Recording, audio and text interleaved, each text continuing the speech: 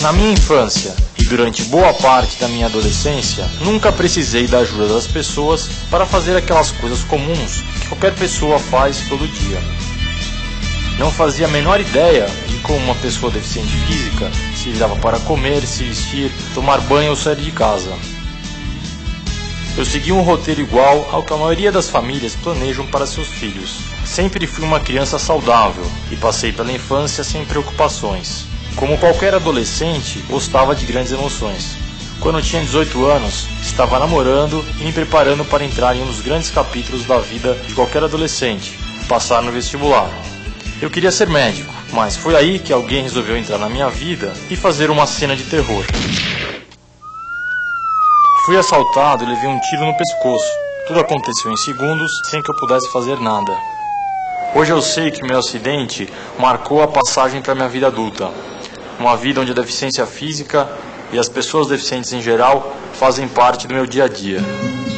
Depois do meu acidente, levei cerca de 1 ano para voltar a uma atividade que não tivesse a ver com fisioterapia. Quando eu sofri o acidente, eu tentei desde o início ser o mais otimista possível.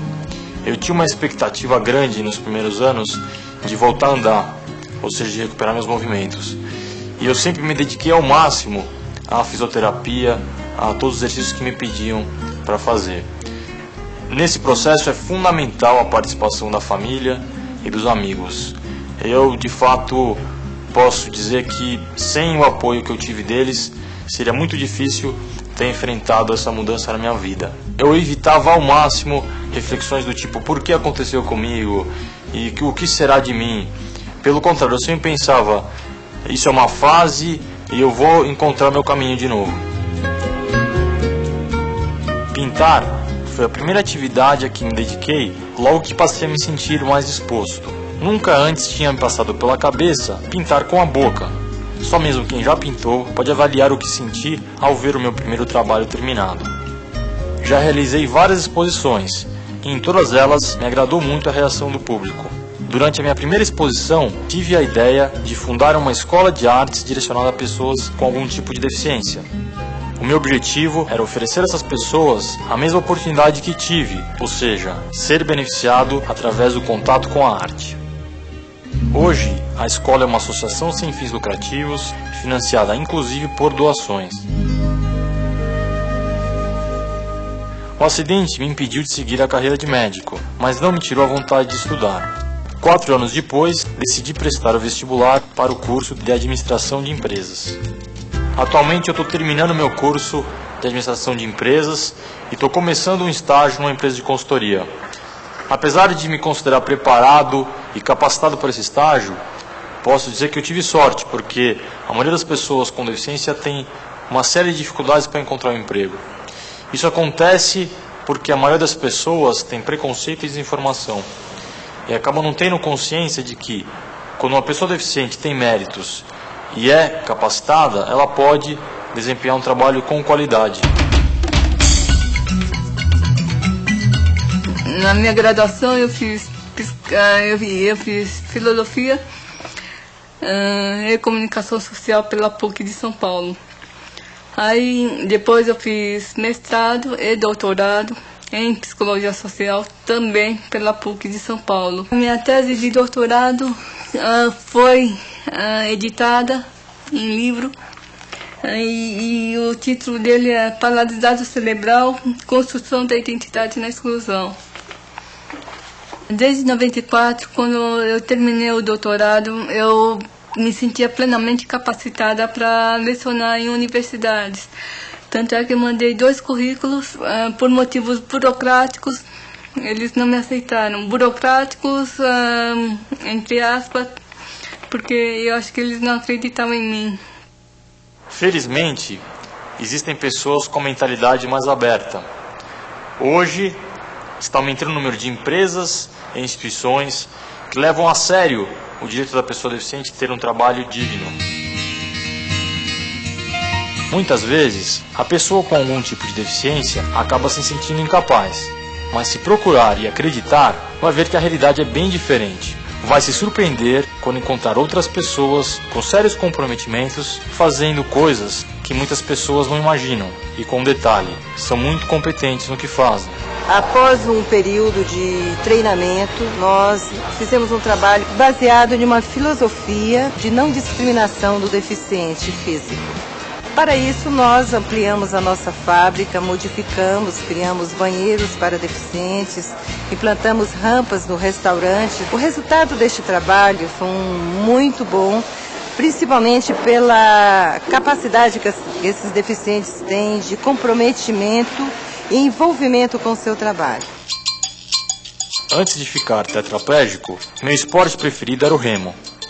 Atualmente não tenho mais condições de praticar nenhum esporte, mas conheço várias pessoas com deficiência que praticam esportes até radicais.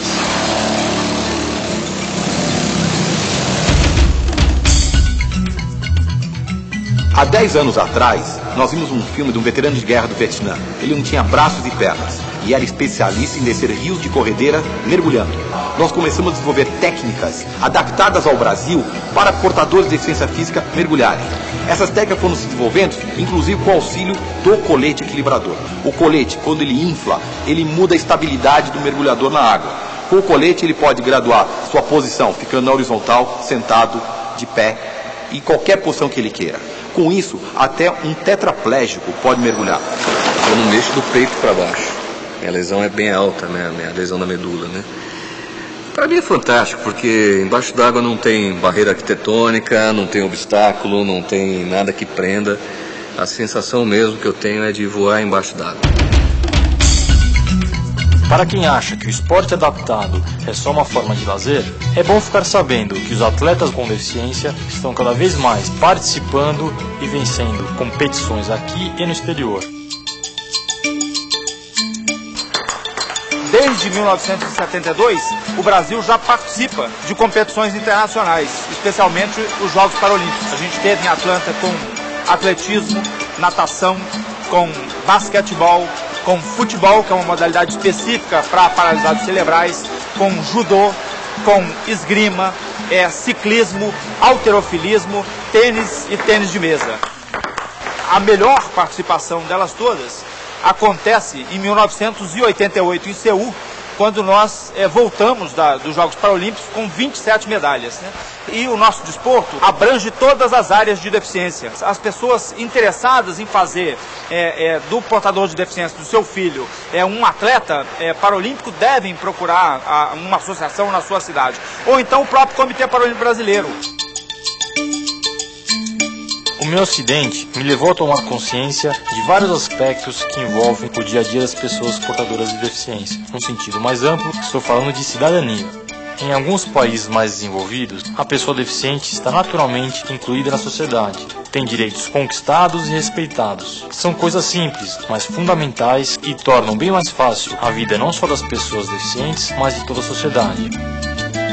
E nós fazemos qualquer tipo de adaptação para a locomoção de pessoas que têm deficiência física, né? Então nós fazemos adaptações para veículos, para que as pessoas possam dirigir, plataformas hidráulicas e rampas para entrar em vans, desenvolvemos equipamentos especiais para cadeiras de rodas, enfim, tudo ligado à locomoção. Tetraplégicos podem dirigir, paraplégicos, pessoas com problemas só numa perna. Tem casos inclusive de pessoas que dirigem só com os pés. Por mais incrível que pareça, no caso de talidomida, nós temos um cliente que dirige com o pé esquerdo, ele vira o volante e com o direito ele acelera, freia, e nós bolamos um sistema de troca de marchas onde ele pode fazer tudo num carro mecânico. Esse carro aqui, ele está sendo adaptado para uma pessoa que tem problema nas duas pernas, ou seja, um paraplégico. Então a gente tem acelerador e freio aqui na mão, essa alavanca. Quando puxa, acelera, e quando empurra, freia. Meu objetivo sempre foi criar alternativas para que as pessoas com limitações físicas pudessem estar tecnicamente amparadas, pudessem ter uma vida independente. Como brasileiro, percebo como é grande o trabalho que precisa ser feito aqui. Isso envolve questões de atitude e mudanças arquitetônicas. Para que eu pudesse estudar nessa escola, algumas adaptações foram feitas. Além de 3 rampas como essa, foi criado um novo acesso ao primeiro andar e foi instalado um elevador para que eu pudesse também frequentar o auditório. São coisas simples que dependem de uma pequena mudança de mentalidade. É papel das pessoas deficientes liderarem essa mudança. Eu sofri um acidente em 1968. Desse acidente resultou uma paraplegia muito grave. É claro que no início da reabilitação as coisas foram muito mais difíceis e incertas, mas a reabilitação fundamental foi a psicológica, que chegou através do encontro com 2 artes, a pintura e a literatura, através de um apoio incomensurável da família, desde mãe, pai, irmão, até o parente mais distante, que associados me integraram outra vez à vida. Bom, entre os preconceitos e as discriminações que o deficiente físico encontra pela vida, eu acho que o mais difícil de ser vencido é aquele que se relaciona com a sexualidade. Desde da remontagem do ato sexual até o conceito que cada um tem de si mesmo como pessoa entusiasmada para a vida. Porque sexualidade é isso, é a manutenção da libido forte, da energia forte para o trabalho, para o amor e para o lazer. E o sexo é apenas uma parte da sexualidade. Eu sou uma prova viva de que se pode contornar tudo isso e se pode até chegar a um casamento e dar continuidade a esse casamento com uma mulher inteira que se propõe a viver ao lado do deficiente físico, como Márcia se propôs e se propõe a viver comigo, assumindo as minhas limitações e com uma determinação firme de conseguir ser mãe. Nós conseguimos isso. Eu consegui dar uma filha a essa mulher e ao mesmo tempo ser pai. Eu bebi um pouquinho. Bebeu um pouquinho? É. Na época do meu acidente eu tinha uma namorada e ela foi muito importante, me deu muita força. A gente acabou se separando e pouco tempo depois eu conheci uma nova garota que foi meu primeiro relacionamento depois do acidente. Foi aí que eu comecei a descobrir como voltar a namorar apesar das limitações físicas. E aí o mais importante é você estar disponível, tentar, através da atividade, descobrir como se relacionar de novo.